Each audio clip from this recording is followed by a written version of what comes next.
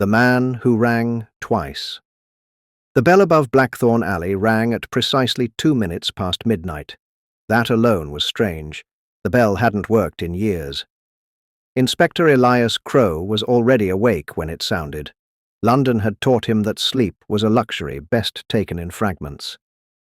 He rose from his narrow bed above the bookshop and descended the stairs, each step groaning like an old confession. The shop door stood open.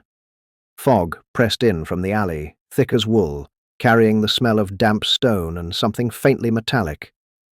On the threshold lay a parcel, wrapped in brown paper and tied with twine.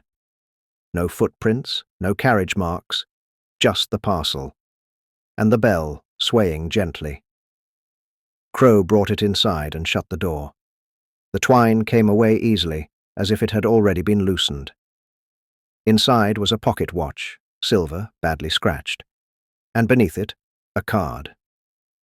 You missed the second bell. Crowe felt the familiar tightening behind his eyes. The watch belonged to Arthur Bellamy. Bellamy had been declared dead 10 years earlier, found beneath London Bridge, pockets full of stones, lungs full of river water. Suicide, the papers said. Crowe had never believed it, though belief had not saved Bellamy then. The watch ticked, slow, steady, too steady. Crowe turned it over and saw what he had missed before. The back had been engraved recently.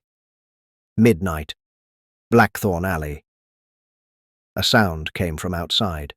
Footsteps, one set, unhurried. Crowe opened the door again. The fog parted just enough to reveal a man standing beneath the gas lamp. Tall, familiar posture. A face Crowe knew as well as his own reflection. Sharp nose, tired eyes, the faint scar at the chin. Arthur Bellamy. "Good evening, Elias," Bellamy said. His voice was wrong, too hollow, like it had travelled far to reach him. "You always were slow on the second bell." Crowe's hand trembled, though he hated it for doing so. "You're dead," Bellamy smiled. "So they say. But London doesn't let debts sink easily." The watch in Crowe's pocket stopped ticking. Bellamy stepped closer, the lamplight passing straight through him. "You took the ledger," Bellamy said softly. "You let them hang me for it." Crowe opened his mouth, but the fog rushed in, swallowing Bellamy whole. The bell rang again. Once, and then never again. In the silence, Crowe understood the truth London had been patient enough to teach him. The dead do not return for justice. They return for witnesses.